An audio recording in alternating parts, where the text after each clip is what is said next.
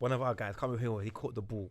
And then he just got mauled by the Warriors, yeah. Right. So I jump on top line, I grab one brother, and I throw this guy. So it's like, boom, not my guy. Someone else, I didn't expect it. Someone comes to slap me around my face. I'm flying back like this, and the whole side. Yo, welcome back to the X's and O's podcast. It's been a minute. We know, but we're back live and direct. Myself, Mr. Selenke in the building. We've got the world famous bronze bomber. How you feeling, my guy? You know, man. You know how the thing's set. It's been a long time, and I've missed the studio, my guy. Trust me. Today, guys, we are in the presence of greatness, man. Of some legends. Jeez. Some superstars. Jeez. If you don't know who these guys are already, I don't know what sport you play, but it's clearly not Britball. But to my direct and immediate left, we have King Obi. Well, that's what Instagram says. That's what Instagram says, though. That's up. Literally. If you can see my smile, man. How you doing today, my guy? I'm doing good. Thanks for having me. No problem at all. And another legend in the game. Guy can play anywhere. Our mayor. Come on. Make sure you vote. How you doing, Bish? Bro, this gas is crazy. Nah, man. When you're in the presence of greatness, you have to appreciate the greatness, man. I appreciate you, man. I'm good, brother. I'm good, man. How you, man, doing? We're good, man. We're just blessed to be able to have you guys on the show, man. Like, appreciate good it. to be here. Yeah, man. We've come a long way. Many guests, but to be able to, share the same room as you guys. Yo, we can do this. They're just laughing out. They're like, yeah, keep coming. Cool. Well, I guess first things first. King Obi. You can let us know how you want to be referred to as, but if King Obi's fine, let us know. One, how you doing, and number two, like, talk to us about you. How did you get into the sport? Who are you? Where do you play, etc. How I got into the sport? I mean, I think in 2008, 2009. Sky Sports was showing highlights of Britball games, and they were showing like Blitz versus Coventry Jets. Yeah. And it was like they were doing like a little segment on it, and I was like, I didn't know they played American football in the UK, so I was just like, that's quite interesting. And I sort of procrastinated for a while, and then I was like, all right, cool. The season I wanted to finally do it was like 2009, so I typed in Google American football in London, and Olympians came up, and I thought, all right, cool, that's the team I'm going to join. And then when I called them up, they were like, yeah, we're not playing this season. And I was like, oh, crap. That sucks. You know what I mean? I was like, what am I going to do now? Yeah. You know what I mean? Yeah. And then something said, oh, just keep looking. So then I typed in again, and then some random team called London Cobras came up. And I was like, all right, cool, no problem. That's all right. Doesn't sound like Olympians. Olympians sounds more like, sounds a little bit more professional. It sounds like, yeah. So I was like, all right, let me go down there. It was just down the road from me in Thornton Heath. And yeah, that's how it all sort of began. Came down there. It was cold. The AstroTurf was unforgiving. There was like so many guys. We stood around for so long. And I was just like, when are we actually going to start playing this game? Like, I thought, like, you just like, put the helmet on, and it was like, ill-fitting helmet, ill-fitting pads, didn't have any stuff to put on the shoulder pads. So that was my first introduction to the sport as such. And I remember coming in and they were like, oh yeah, what position do you want to play? And I just didn't, I knew that I sort of did a bit of research before, and I was like, I'm going to play, I want to be a safety. And they were like, nah, you're not going to be a safety. And I was like, what do you mean? You can look at me and say that. You're not going to be a safety. You're going to be a corner. I was like, that's a corner. What the hell's that? What does that mean? Like, you know, a boring job. You know what I mean? Like, yeah, you're going to go over there with the corners. And I went there, and there were like 9 guys there playing corner. And I was just like, man, I'm just not going to play. I'm just going to sit here and just not going to play. This is terrible. And I just sort of worked my way up from there.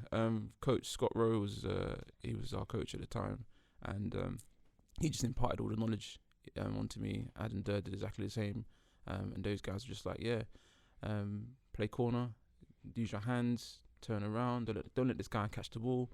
I was like, all right, no problem. I won't let him catch the ball. And surprisingly, I was good at it. I was like, yeah. But I sort of zoned in on not letting him catch the ball. I didn't realise that I can catch the ball as well. Okay. So I sort of focused more on not him catching the ball. And I just was like, so when people say to me, oh, you could have caught that. I was like, why? Like he's not gonna catch it. I don't. Yeah. So that's why. And then they just started sort of pushing me and they started putting me against the good guys. Romain was there. Manny was there, and these guys were fast. And on AstroTurf, if you don't sink your hips, you're gonna go skating. Yeah. So you have to the AstroTurf sort of taught us to have good technique. It's just sort of progress from there, really. What made you keep going back then? If it was oversized helmet, pads, and do you know what? It was.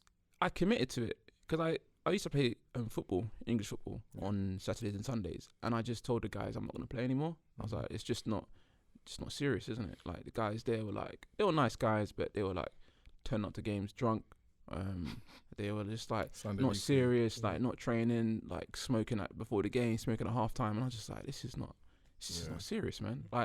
And I didn't want to go to semi-pro or anything like that because those guys at the lower leagues, they just play kick and rush football, kick it up, big John heads it down, and do you know what I mean? I just you know what I mean? I'm I want to take care of my, funny enough, take care of my brain health, and then I'm playing American football.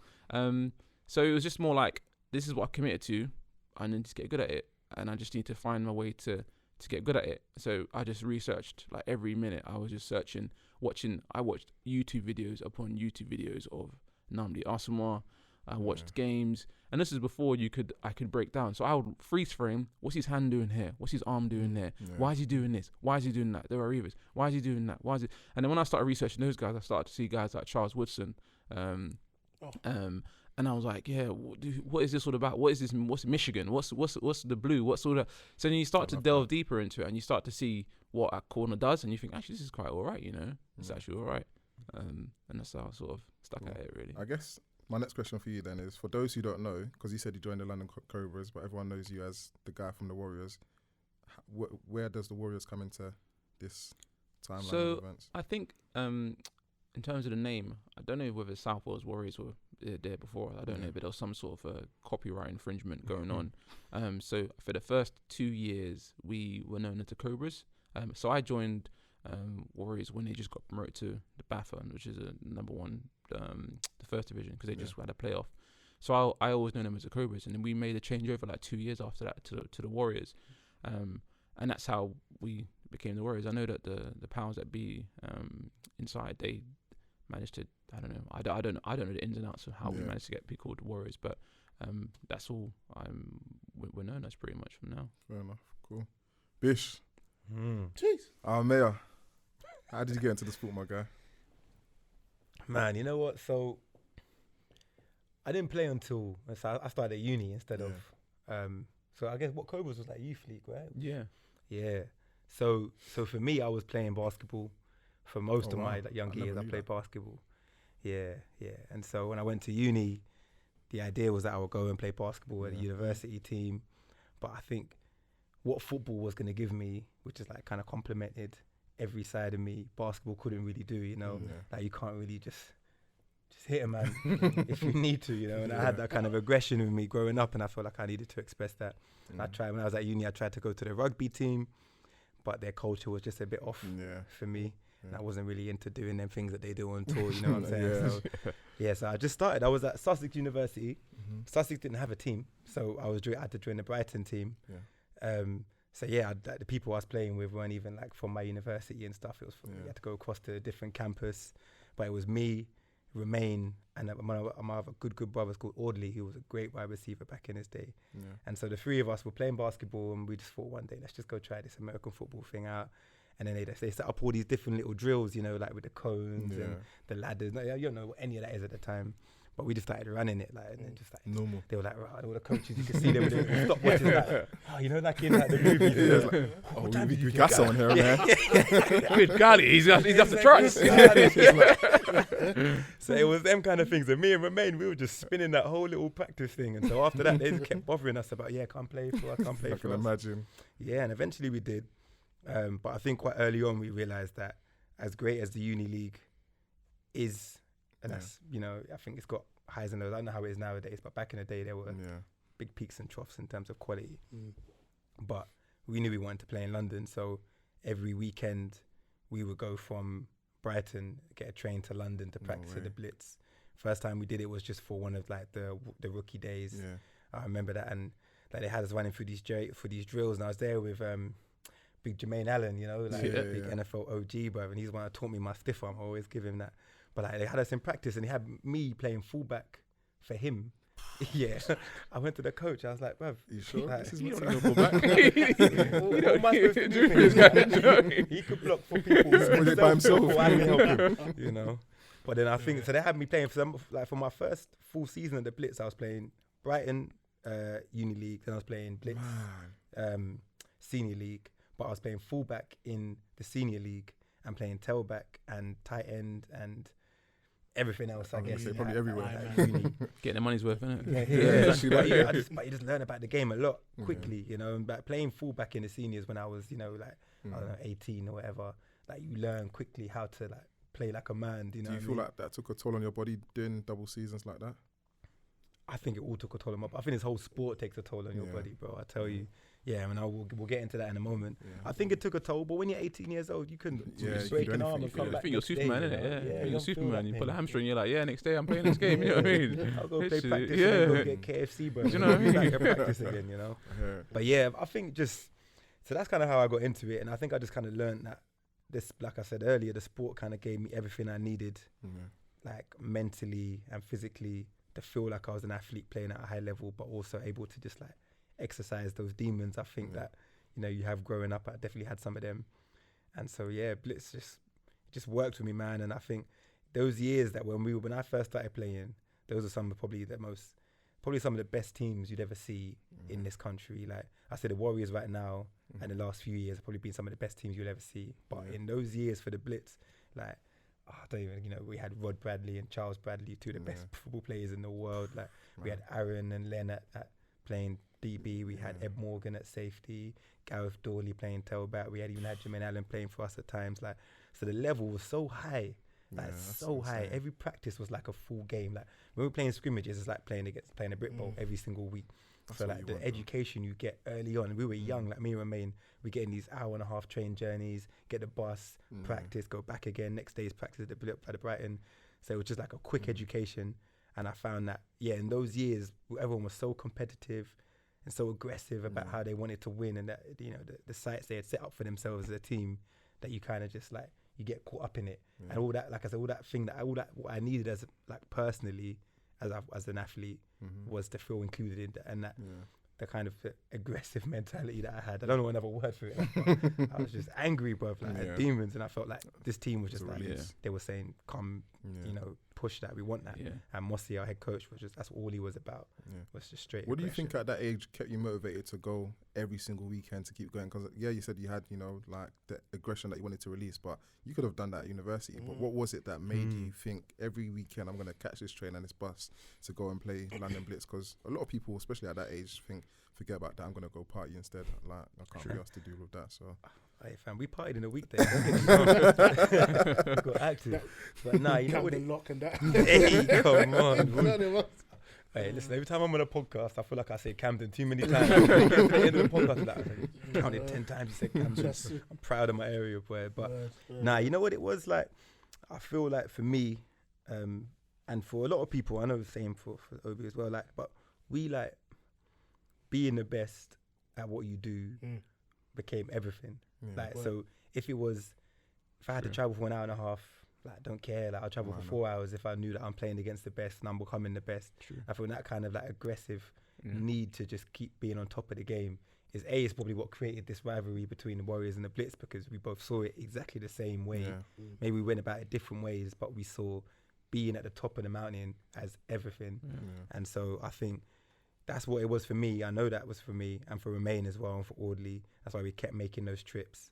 And even when we got there, we realised that like there were guys that come from Scotland that can't play for the Blitz every weekend. Do you know what I mean? Wild. People That's don't. Mad. This is what it takes. It's true. So Bish, you were around when, obviously with Coach Moss. My so brother. what? I wouldn't say, no disrespect to the current Blitz program. What was it that Coach Moss brought to Blitz? Or what was it being around that Blitz team that's kind of different from now? Because we've seen that since then the Warriors have dominated, you know? And Blitz have always either been the third best or second best. So what is it that was different? Tell us about your experience on Coach Mark Moss and the kind of vibe around the team at that time. What was it like playing then? So I'll tell you what, like, I don't think it's about the leadership that's the Blitz's biggest troubles at the moment. Like, the head coach at the moment, Damien, that's my brother. Like, and we're talking about aggression. If you ever seen Damien play, let me tell you, there was no one more aggressive. There was no one better at that position than him. He's aggressive on the sideline as well. He's aggressive on the sideline. He's like ready to go. He's like, I remember looking over and thinking, I was like, jeez, man, he's aggressive. Trying to make a comeback, shout out Damien. No, but I tell you what, so like Damien was the defensive coordinator in Mossy's time. Right. So both of them have the same energy and the same approach to the game. So what we had in those early years, and this is just my opinion, it's just our depth chart was insane. Like, the level of talent in that team was so good and so deep that and the knowledge that was transferring through like some of the older guys to the younger guys, that anyone was ready to pick up the mantle whenever the time came. Like, and that's how we learned. I feel like if I started playing a little bit later, I don't think I would have progressed in the way I did when I played, and I was having to keep up with some of the best running backs who were breaking all the records in the team.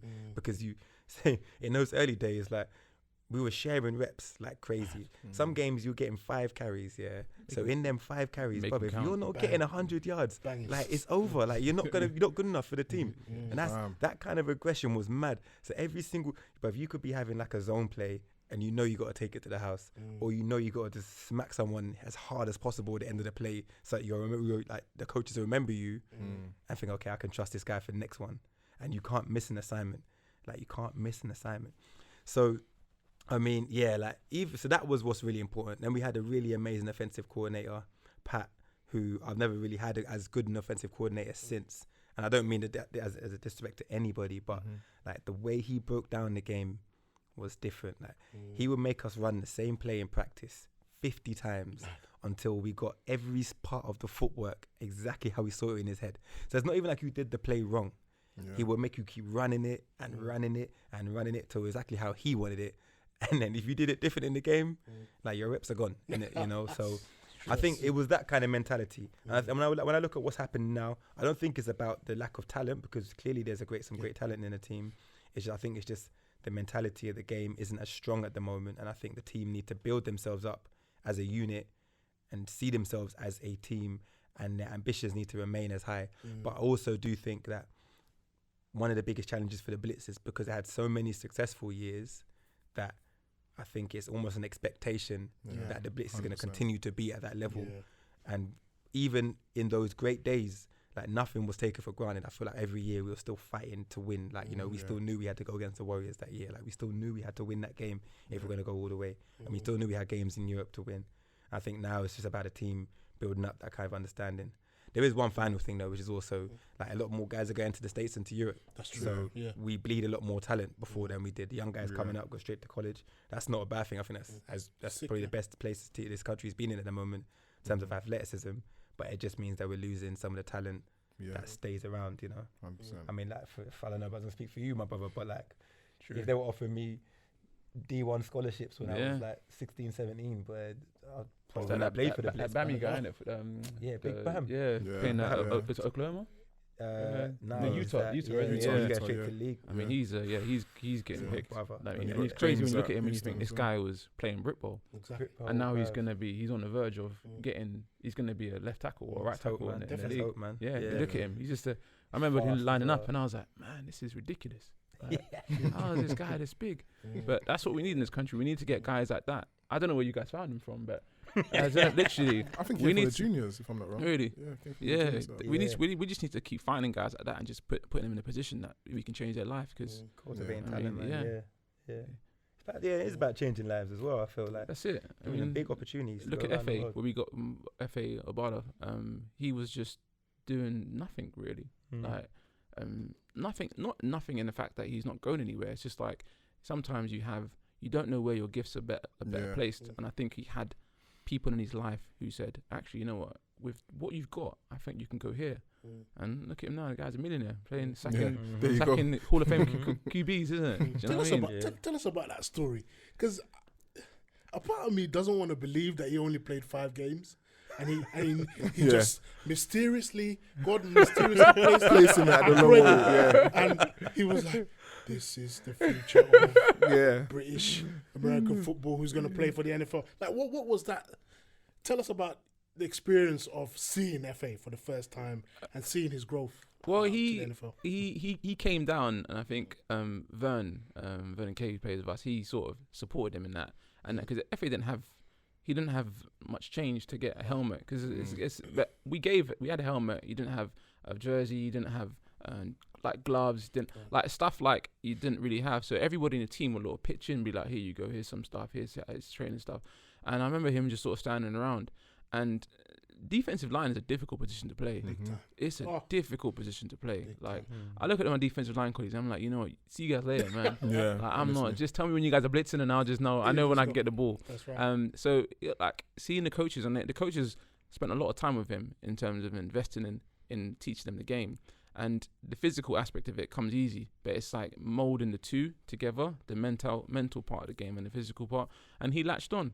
And to fair play to him, he latched on, and he was just abusing tackles and guards, just steamrolling them, and just the pressure that he was generating was just ridiculous.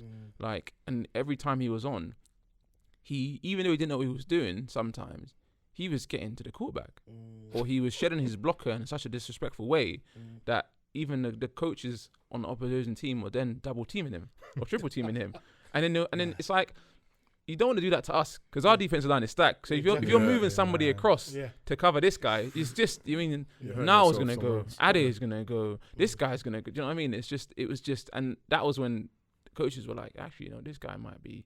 And I think it coincided with the fact that Coach Adam Durd, he had got a internship with the Cowboys. And I don't know if this is a good question, but they sort of asked him, like, do you know anyone? And he just said, look, I think this guy's pretty good. So they ran him for a combine. He did a 40-yard. For his size, he was great. Bench press for his size, he was great. And they were just like, yeah, he's legit. He's legit. Let's bring him in. And it was sort of like deciding what position he's going to best play in. And I think in the beginning they wanted to play him tight end, because I remember lining up against him tight end, and I was like, but he couldn't catch the ball. And it was just like, all right, this is not going to work. But where else can he go? And it was like D line. Was where he sort of ended up, and they were like, all right, let's drill him, let's get him ready, and that's how it all started. So wild, completely wild story. 2017, coach ride home. What's your mind thinking? What are you thinking? What's the team vibe? Because suddenly you're no longer the champions anymore. Humbling, absolutely humbling. We would, hold our hand up. It was Tamworth who beat us, isn't it? Yeah. It was a shock. I'm not gonna lie. Like we hadn't lost to a team outside of the Blitz, and it was just like, it was a shock. I'm not gonna lie. Even now, I was like, remember at the game, and they were just they're one of those guys who do like guerrilla tactics. Like you're trying to fight a war like this, and they're just like trying to under your shoelaces. You know what I mean? And you're just like, and you'll tie your shoelaces up, or standing behind you, and someone go, hey, pushed you in, and you're just trying to catch these guys, and they're just like, I remember that they had that Vuvuzela as well, and the sound and everything, and they just like, fair play to them, they unsettled us, and they were running like spread, and we just didn't have the bodies to cover them, because they had like fast, shifty receivers, and they were just dinking and diving, and we just couldn't compete with them, and we ran them close. That's because of our experience, but they just managed to score more than us. But the coach ride home, we just, it was funny because I didn't really talk much. Because I didn't really impose myself. But after that 2017, us and a couple of the guys, we just called a team meeting that year, and we just said, this isn't gonna happen. We're never gonna feel like this again. We're never gonna feel like this again, because we felt like trash. Do you know what I mean? Like, even now talking about it now, I feel like my voice, because you just, it's like, it's your world gets, and then this is when I know, but having to pick yourself up from a situation like that, it shows true character. But we just felt like absolute rubbish, and we just sort of like a lot of self-reflection. We just said, what were you doing this year? Did you train the way you? This result, was it unexpected? And when you look at it, it wasn't really. Guys don't turn up to practice. guys didn't know their plays. Guys just rocking up on a day and starting over guys that turn up at practice. So those guys were like, well, what's the point of me coming to practice if those guys are coming and playing? Do you know what I mean? Because they're the superstars.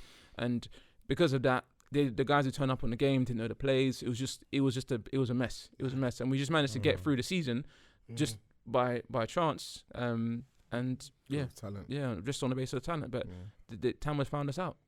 And it was How was it playing against Pat? Because he was phenomenal that day, man. It was, you know what? Those quarterbacks are annoying. Like Fred Boyle is so annoying. Fred Boyle, so annoying. Like going back to Fred Boyle, like Fred Boyle is a fantastic quarterback. Like, and it's very difficult for me to say that, but he is a fantastic. And the thing is, he's so tough. Like we were hitting this guy, hitting him, hitting him, man. And it's like big guys, same size as you, hitting him and this guy just kept getting up. And he's running, and I'm like, man, stay down, man. Do you know what I mean? And then when Pat Daly came on as well and doing the same thing as well, and he could throw as well, and you're just like, man, like you not only have to worry about his arm, but you also got to worry about his feet as well, his legs. And it's like, and these guys, they make plays on because when you think, oh, we've got this guy like on the coverage, and then suddenly like he's gonna throw the ball, and he's like, no, he's gonna tuck it and run, and then you suddenly like, oh man, I got to drop my coverage and got to make a tackle, and then he's making moves, and you just think, he was a tough quarterback to play against, very very tough. And the scheme that they put him in, Tamworth just played to his strengths, just played absolutely to his strengths. So fair play to the guy.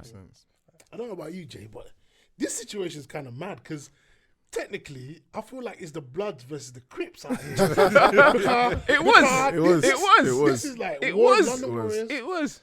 And both in these their are primes. you guys are two massive invested in it. I mean, you're talking about Cobras. I mean, I remember the first time playing the Cobras, and that was a long time ago.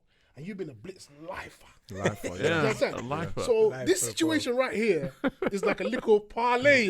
I'm surprised you haven't got like a shield here. Literally. But the thing is, Bish he's a difficult guy not to like. That's the thing. He's one of the worst Blitz guys that I've met, because he's such a nice guy, and it's like, man, I hate this guy. Like I should hate him. Like I'm like, coach, why don't I hate this guy? Like, but he's a nice guy, so you're just like, it's difficult to hate him. It's difficult to hate this guy. So what does that kind of the rivalry or kind of the competitive, healthy rivalry mean to both of you in terms of London Warriors versus London Blitz? What is it? It's just competitive. Like we said, it was the fact that we wanted to be the best, and we just didn't. We just were so infatuated with that idea of being the best that anything that got in the way of that, whether that would be Blitz or anything else, we just wanted to destroy it. I'll tell you what, there was like, in the whole league, I think there was a time where the Blitz and the Warriors were like just heads and shoulders above the rest, right? And that's not disrespect to any of the other teams. We were just both of us had this mentality of just getting to the top. So we were just chasing it like aggressively. And then I think because we both saw ourselves like that as the only real game in a season where you didn't know what the outcome would be or how it was going to end, was against each other. So our whole practice, every game we play, we're playing with the Warriors in mind. Now imagine that every game that the Warriors played, they played it with the Blitz in mind. So we got to do some stuff today to see if we can do this against them guys. We got to rep this against them guys. I remember always the practice before the Warriors was always just so much more intense. People came to practice with that just purpose, like 100% attendance.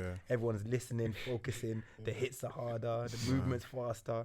Because you know what it's going to be like. And then when that game kicks off, it feels like you're in a college football game. Because as soon as that first hit comes, it comes out, boom, quick. Like, it's not like some games, you play against other teams, and again, no disrespect to other teams, but it was slower. It warms up to the game, but everything's magnified. Pro level. This is everything is magnified. Everything, every hit, every pass, every trot, everything. You guys remember your first games against, not each other, but like, for example, your first game against the Warriors, do you remember it? I remember it clearly, bro. I remember it. So how was that? I just come back to the country. I just come back to the UK. And so we were playing away against them at their game. So actually, I came to watch the first game. I came to watch it because I just come back, so I wasn't playing it. So I was watching it. And I was like, okay, cool. So second game came along. So the second leg of the game, it was away. I remember the first play I came on for was like it was a punt return. And so one of our guys, can't remember who, he caught the ball And then he just got mauled by the Warriors, yeah. So I jump on top line, I grab one brother, and I throw this ball. So it's like, boom, not my guy. Someone else, I didn't expect it. Someone comes to slap me around my face. I'm flying back like this, and the whole sideline's coming across. Oh my goodness. They were the biggest cheaters, you know. They were the biggest cheaters, man. They were the biggest cheaters. Come on. The thing is, you know they were good because we were like undisciplined, ill-disciplined, is probably the best way. And they just sort of like poked us, and we were just like, we were the second guys in, and the second guys in always goes. Yeah. So, but that's all part of the game, though, isn't it? That's all part of the game. That's gamesmanship. That's all right. So if you can't control yourself, then fair play. If the referee has to come in and discipline you, then that's up to you, isn't it? So, I'll tell you about that first game quickly. That I just want to finish. Please, yeah. Because Ariel was coming in. Ariel was in that game, and I never played against Ariel before. Yeah. And Ariel was like.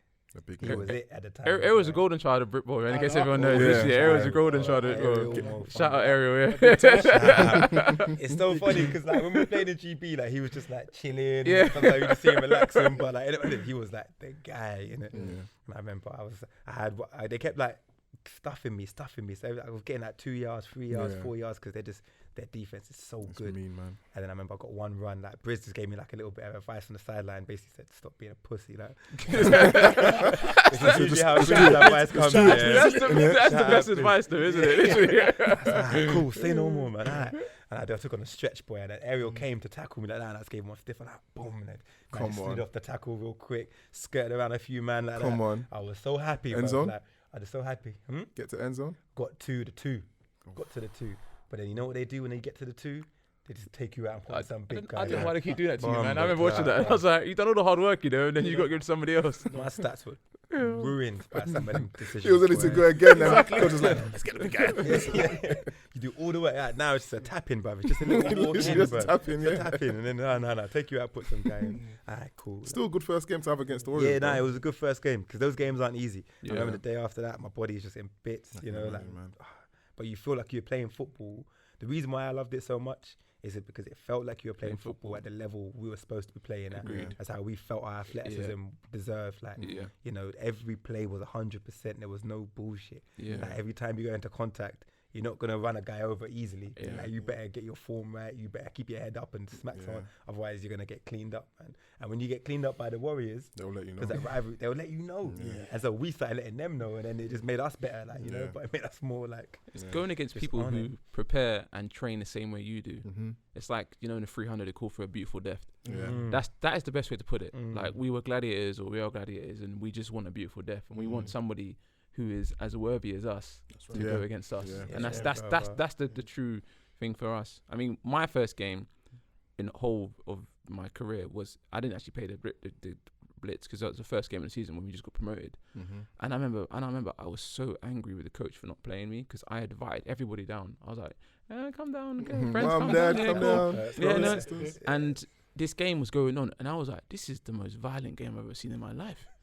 Like, literally. And this was before we even got, because we were like the young upstarts, isn't it? And we were like, we're going to come in and Blitz. Like, what are you talking about, man? Like, we're the champions, man. We're gonna and we were like young upstarts, and we lost that game, I think like 13-6 or something like that. But it was the hits. Like, it was and I was like, actually, you know what? I'm not ready to play this game yet. I can see why Coach. I was like, you know, I can see why. But I was still pissed. I was still pissed. But I was like, you know what? I can see why. And then the next game we played was in Bristol, and I didn't play that game as well. We flew. We went to. I was on the sideline for the whole game. But bringing it back to the Blitz, that was like when I saw that game, I was like, wow, if I want to play this game, this is what I need to play. This is what I need to play. So that was the level that I was like, I need to aim for. You know what's humbling? A lot of people listen to that and heard that Sam Obi was on the sideline for the whole game and be like, damn, like, so what am I complaining about? Exactly. This is like one of the best like ever sort of thing. And like anyone, like everyone sort of needs to learn the game at some point. And that's it. Being on the sideline doesn't necessarily mean you're not good enough. It just means, you know, there's some way to go. You learn more from watching. And that's the thing. I think a lot of people, when they don't start or they don't play, they're so consumed with themselves and the fact that this is unfair. Life's unfair. I came to training. I bought my helmet. I bought my boots. I'm not playing. It's like, just watch and listen. There's a guy that's starting in your position. Look at him and find out why he's starting ahead of you. And that is how it will take you to where you need to get to. Look at the other team. Look at those guys. They're playing. Why they're starting? And think, okay, am I doing that? I'm not doing that. Why am I not doing that? And it's more on you than it is on the coaches, because they got a difficult job as it is. So your job is to make their job as easy as possible. Like you should be a first ballot. Like this guy should play first. That's it. And that's what a lot of people in this game at the minute don't seem to get. They just seem to they get it too personal. Yeah, I agree, man. I agree. I think a lot of people see the end result of where players have worked to get to. Yeah. And expect to have that themselves, or the end result of where a team has built themselves to get to. And a lot of football it's not a solo sport; it's a team sport. So as good as you are as individuals, is how do you work as a team? The Warriors have had that for a long time. They've always had players that share in their mentality. I think that's where the Blitz might be struggling at the moment. I would lie if I say I'm around that much, just from what I remember. But yeah, a lot of players. Like I remember, in my last few years, guys will come up to me, love to them all, but they'll be like, "Brother, I should be starting. I'm like, bro, I get that. Like, you're good, but what have you shown? Like, what trust can the coaches put in you? Like you're saying, like, how can they trust you to go in there and not have to worry about you missing an assignment? But remember, you said at the beginning, you said something really interesting. You said that when you first started, you'd get 4 carries. You'd take it to the house. You had to get 100 yards. And the thing is, you ask those same guys to come up to you, say, I should be starting. And they'll be like, how many you actually get? I only got 3. And you're what like, do you do with them? What do you do with them? Exactly, bro. Well, the first one was, and they'll tell you, oh, it was my fault. The first one, and you're like, but what did you do with them? And that's the thing, and that's exactly what you said. That what did you do with them? And that's what people don't get. Yeah, 100%. Every player has to count. That's 100%. it. Every player has to count. Yeah, man. But and then there's guys that will get all the carries. They get all the carries, yeah. But then there's still one more. They're like, oh, well, I got 20 carries, but I didn't start though. You can't please everyone. You also said something earlier at the start that, O's had their time. Me personally, I'm a firm believer of things happen in cycles. So O's had their time. You said Blitz sought after, and they had some of the best teams we'll ever see. You said Warriors right now having one of the best teams that we'll ever see. Who do you guys think is next, sort of thing? Or do you think that Warriors are going to maintain it? Do you think Blitz are going to come up? Do you think O's have potentially got a chance to be in the conversation? It's the same thing as if anyone likes wrestling, Ric Flair. And to be the man, you got to beat the man. Yeah. True. That's it. And I think slogans for days. Yeah. I'm telling you, man. Literally, that's it. And I think what we're doing, what Warriors is doing, is good because it's teaching everybody, if you really want to be good in this game, you got to take this stuff seriously. Yeah. We don't take steroids. We don't train in hyperbolic time chambers. We don't do this. Yeah, we're just humans. We're just focused human beings. That's it. And I think more Britball needs to do that. Yeah. Collectively. And I think collectively Britball needs to look at themselves and be like, we need to be better. We need to, what they're doing, we got to match that. And if you want to be better, then we got to go over that as well. But whether that requires resources or money or recruiting, the guys out there, we don't have some sort of a cell where we just sort of corral all these athletes and be like, you must learn the game of American football. Because we just seem to because guys are always speaking and recruiting in the gym and being like, hey, what's up? Yeah, you doing? You right? My name is so-and-so. I play this guy. And that's how it starts. And then you just got to keep spreading the word. And that's how a lot of our players come through from that recruiting side of things. And I think a lot of teams, they just sort of stay in their cell and they just use Facebook to recruit. Hey, we need some more players. Message us. It's that's not how it works. There's the players you want, they're on the street walking around. They're just they're in the gyms. They're at your office work. If you see somebody who takes their life seriously or eats or has protein shakes and be like, hey bro, what do you do? Oh, nothing, man. I just do. Oh, do you know what? Come down and play American football. Oh, I'll never try that. Just come for one session. It'll be all right. And I think that's what we need to do more of in order to get the game to grow. It's a fair point. I'd say I agree with all of that. But if you ask me about what the future is and what's next, it probably isn't this league. Mad. Yeah. You know what I mean? I think if you're asking me to be honest, true. I think the league's. I hope it's not true, but I think it's probably seen its heyday at the moment. Unless they do something drastic, that's what I'm saying. They got to do something to change the way this league is structured. I'm with you. But there's this European Pro League. Yeah, that's gonna take all your talent. All the best players will go in there. It's true. Young guys are not coming to play in Britball anymore. Yeah, finishing our aspirations when we're talking about traveling, they're not doing that. They're going to college in the States, playing D1 with a name on top of a locker. You know, it's true. So I think that's probably going to be the biggest challenge for this league at the moment. And if they can't overcome that or rebuild it so a way that is you know, conducive to how the new way of football is working in Europe, then it's not going to work. It's true. I would prefer to see. I mean, as much I love the histories of the Blitz and the Warriors, but I think together they can make a team and make a run in that. Good God, that'd be crazy. Insane, bro. That'd be insane. I'll come back for that. We'll dust off some cobwebs for that one, but hey, it's a lot of cobwebs, bro. Just in terms of no, go on. I was gonna say I couldn't agree with you more, man. That Warriors Blitz team would, I personally think would challenge a lot of teams. Super team. Yeah, seriously. What does leadership mean to you both? Like in terms of your life, whether it be football or outside of football, what does leadership mean to you? Living with purpose, and if you have, the way I look at it is that if I'm living my life in a certain way, and someone looks at me in an objective way and be like, is this the way he should be living his life? Like that's with everything though, isn't it? It's like you just got to really live your life as an example to other people. Yeah. Like I've got like 4 brothers, so how I live my life is like is a reflection of how I would like them to live their life. So that's how I probably would position it. How about yourself?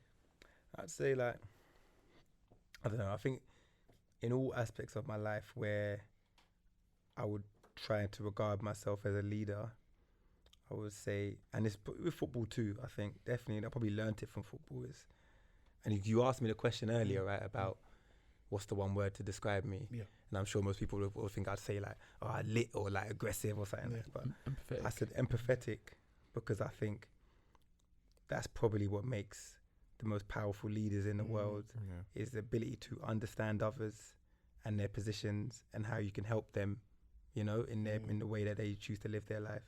Like we're all different people, you know, and we're all going to walk different lives, but to try and understand and help someone grow, I think is important. And if you think in the context of football, like when we come and play football, and the Warriors and the Blitz, I know this is true because we come from so many different walks of life.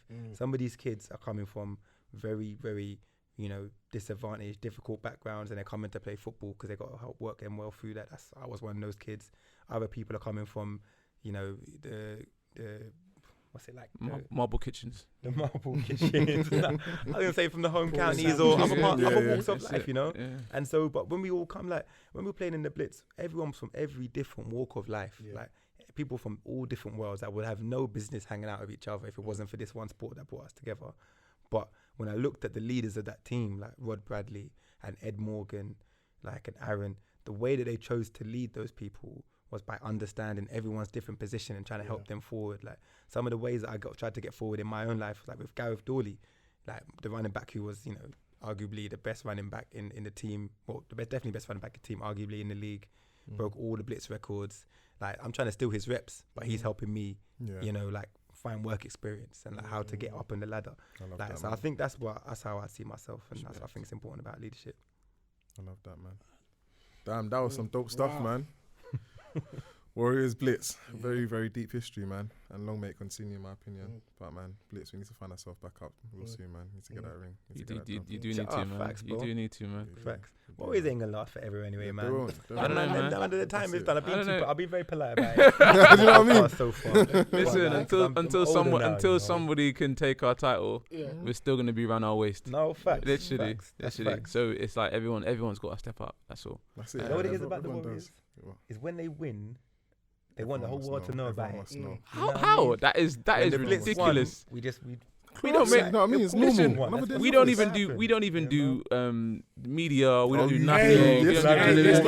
Yes, you do. We don't do none of this stuff. You know what? Yeah, you know what? You know how much contempt the Warriors have for me. Yeah, it's too much. We do have a lot. We have a lot of contempt for you. Yeah. What? It's like, it's mad. Man, he's the poster child. Yeah, like if anything goes wrong, like Bish must be the person. He's the go-to guy. Like honestly, but he was rent free in you guys' head anyway. So yeah. But yeah, I spoke a lot of shit as well. Every play, bro. If I make a tackle, I'm talking shit. Even I had to tell myself, Oliver, relax, man. Come on, man. Why are you always talking shit like this? Always talking, you're pussy. No, you're allowed to if you can back it up, man. That's yeah. But I think there's definitely a balance between too much ego and just playing the game. Like the best players don't always just talk too much. You know, you play the game. But no, I'll tell you, with this media stuff, like, these man hated me, because like BBC Radio London hit us up, like, listen, like, we want to talk about the clash between the Blitz and the Warriors because there was a big game coming up. I remember that. And I was like, all right, cool, let me hit up. I said, I'll hit up Dwayne. That's my brother from Warriors, And then I was like, all right, yo, Dwayne, like, they want to do a little clash. I think it would be good if us two did it because, you know, we know each other from way back and stuff. And he's like, all right, cool, let me go back and talk to the team. He must have said, oh, Bish, like, as soon as I heard Bish, nah, you ain't doing that. Bro, they looked, I did it alone, bro. I did the whole thing alone. I went on radio by myself. They're like, where's the Warrior guy? So I'm sorry, bro. You should have asked someone else to get on the radio with me, bro, because as soon as they hear my name, that's toxic. Rent free. It's like Bish is a swear word within that camp, man. Bish is he was the last samurai. Blitz, sorry, last samurai at Blitz. He was like the last of the old guard. Literally, that was it. They said once you got rid of him, that's it. He was the one. It's funny because I always think of him like trying to tell these guys about the history and these youngsters not listening to him. And I just was like, if they just listen to this guy, he can tell them a lot of stuff about this rivalry. Because some of these guys just thought it was just a game. It's like, it's a bit more, it is just a game, but it's a bit more serious. It's like bragging rights, isn't it? Like, you didn't know who was going to win. At the height of the game, you didn't know who was going to win. So it was like very, very fine margins. And I think a lot of players, they just sort of play for themselves. Like, oh yeah, I don't think they play for themselves. I think they play for the Blitz and think because the Blitz is on their helmet, they can win. But that's not how it works. You of the name on your helmet, you win because of the work you put into it. So. That's it. And that's the misstep. And there's not the lack of talent. It's not. Because when I left, there were guys that could ball. Some teams, some players. But there's just that bit more. Yeah, and it's that obsessive, fanatical type of mentality that I know the Warriors have always had, and the Blitz had, and I think they need to get it back again. Just need to tap into it, and they will. They will. You need to get back Dot. Dot's the cornerstone of that. Dot. To get back Dot. He's like me because he talks. Dot, get Dot. But he backs it up, man. We're working on that one, man. He's one of those annoying guys. He talks a lot, but he backs it up. Great football player, man. But yeah, good players, man. Good players. Seriously good players. But yeah, thank you very much, guys, man. Love, brothers. It's been a pleasure. Appreciate it. Yeah, man. And welcome back anytime, man. Thank you very much again. Love. That's been the Excellent Podcast, guys. Peace.